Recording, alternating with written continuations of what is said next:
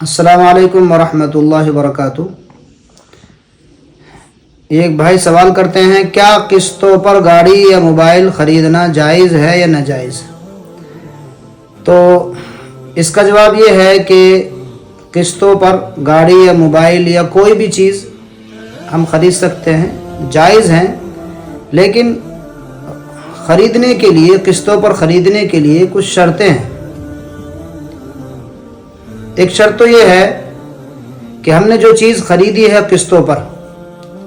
वो मामला जैसे तय हुआ है ऐसा ही रहना चाहिए। ऐसा ना हो कि ख़रीदने वाला कुछ दिन के बाद ये कहने लगे कि भाई मेरे पास पैसा जमा हो चुका है, लिहाजा मैं पहले वाले मामले को, किस्तों वाले मामले को ख़त्म करता हूँ। क्योंकि आमतौर से जो चीज़ किस्तों पर ख़रीदी जाती है वो कुछ महंगी रहती है, लिहाजा ख़रीदने वाला ये कहे कि भाई मैंने किस्तों पर ख़रीदी थी लेकिन अब मेरे पास पैसा जमा हो गया है, मैं पहले वाले मामले को ख़त्म करता हूँ और अब मैं ये नकद आपको पैसे देता हूँ, आप कुछ कम कर दें। तो अब ये जायज़ नहीं है इस तरीके से दूसरा मामला करना। नकद का मामला एक दफ़े किस्तों पर होने के बाद तो ख़रीदने वाला भी ऐसा नहीं कर सकता। और इसी तरीके से दूसरी शर्त यह है कि बेचने वाला भी किसी वजह से ख़रीदने वाला किस्तों में ताख़ीर कर दे या किस्त उस पर जमा नहीं हो रही है और बेचने वाला मज़ीद पैसों का मुतालबा करे कि आप किस्तों में ताख़ीर कर रहे हैं या किस्तें वक्त पर नहीं भर रहे हैं, लिहाजा आपसे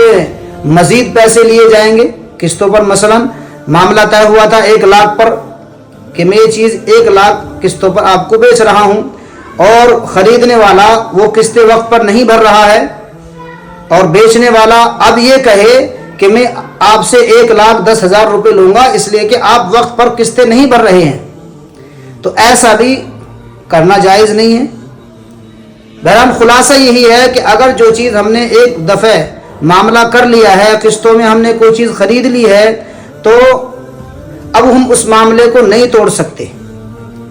उसमें रद्दो बदल नहीं कर सकते। इस शक्ल में तो जायज़ है, बाकी जो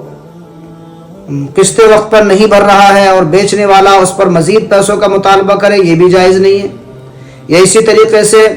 ये इसके पास पैसा जमा हो चुका है या किसी वजह से इसके पास पैसा आ गया है ख़रीदने वाले के पास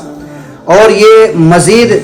ये कहे कि भाई मैं पहले मामले को ख़त्म करता हूँ और ये दूसरा मामला है मैं तो नकद ही ले रहा हूँ,